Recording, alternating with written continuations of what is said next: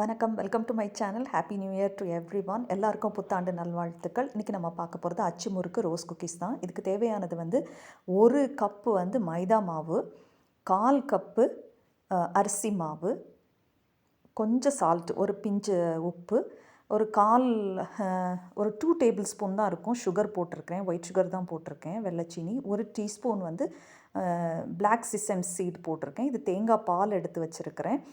Whisk 1 எடுத்துருக்கிறேன். தேங்காய் பால் 1.25 cup எடுத்துருக்கிறேன். இந்த மெஷர்மெண்ட்ஸ் கரெக்டாக பார்த்துக்கோங்க. லம்ப் இல்லாமல், கட்டி இல்லாமல் நல்லா அதை மிக்ஸ் பண்ணிக்கோங்க.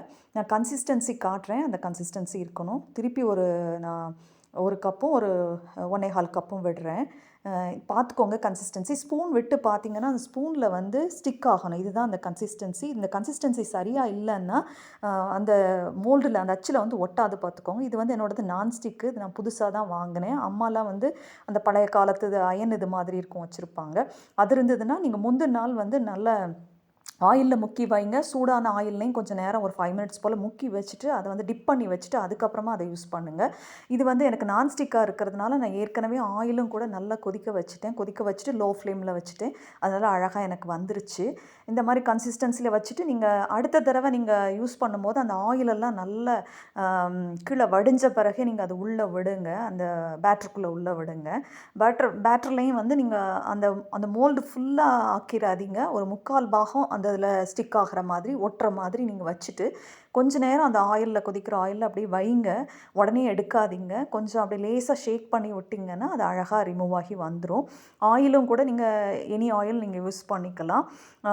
நல்ல ஒரு ஹெவி பாட்டம் உள்ள ஃப்ரைங் பேன் எடுத்துக்கோங்க. நீங்கள் நல்ல அடிகனமான பாத்திரமாக இருக்கட்டும், கேஸ்ட் அயனாக இருக்கலாம், எண்ணெய் பாத்திரமாக இருக்கலாம், அல்லது நீங்கள் நான்ஸ்டிக்கோ அல்லது ஹிண்டாலியமோ அதை நீங்கள் எடுத்து வச்சுக்கோங்க. வச்சுட்டு நான் கொஞ்சம் சின்ன பாத்திரம் காட்டுறதுக்காக நான் சின்னதாக எடுத்துருக்கிறேன். நீங்கள் நல்ல பெரிய, எப்போவுமே ஆயிலில் ஃப்ரை பண்ணும்போது நல்ல பெரிய பாத்திரமாக நீங்கள் எடுத்துக்கோங்க. வெசல் கொஞ்சம் பெருசாக ஃப்ரைங் பேன் இருக்கிற மாதிரி பார்த்துக்கோங்க. அப்போ கொஞ்சம் குயிக்காக ஒரு 4-5 குயிக்காக போட்டு செஞ்சலாம். இது ரொம்ப நேரம் இருந்து செய்கிற மாதிரி இருக்கும். ரொம்ப டேஸ்டியாக இருந்தது. அதனால் அந்த எஃபர்ட் எடுத்தது எனக்கு கஷ்டமாக தெரியல, பார்த்துக்கோங்க.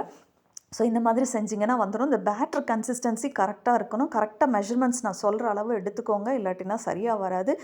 ரொம்ப திக்காகிருச்சுனாலும் உங்களுக்கு டேஸ்ட்டு நல்லா இருக்காது, கிறிஸ்பியாக இருக்காது.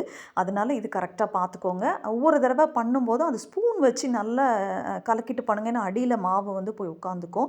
இது எனக்கு கொஞ்சம் கட்டி ஆயிடுச்சு, அதனால் கொஞ்சம் லேசாக நான் ஆட் பண்ணிக்கிறேன். திருப்பியும் கோகனட் மில்க் பதிலாக நீங்கள் சாதாரண மில்க்கு கூட யூஸ் பண்ணலாம். பட் அது என்ன மாதிரி டேஸ்ட் வரும்னு எனக்கு தெரில. கொஞ்சம் ஒரிஜினல் டேஸ்ட் வரணும்னா இந்த மாதிரி செஞ்சிங்கன்னா நல்லாயிருக்கும். இதே மாதிரி நீங்கள் எக்கு கூட சேர்த்து பண்ணலாம்.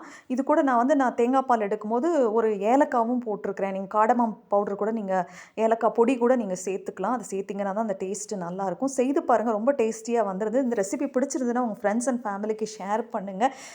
மறக்காமல் பெல் ஐக்கனை டச் பண்ணுங்கள். அப்போ தான் லேட்டஸ்ட் அப்டேட்ஸ்லாம் உங்களுக்கு கிடைக்கும். நல்ல கிறிஸ்பியாக வந்திருந்தது, டேஸ்டியாக இருந்தது. நீங்களும் செய்து பார்த்துட்டு எப்படி இருந்ததுன்னு சொல்லுங்கள். Thank you for watching, subscribing my channel. Have a nice day.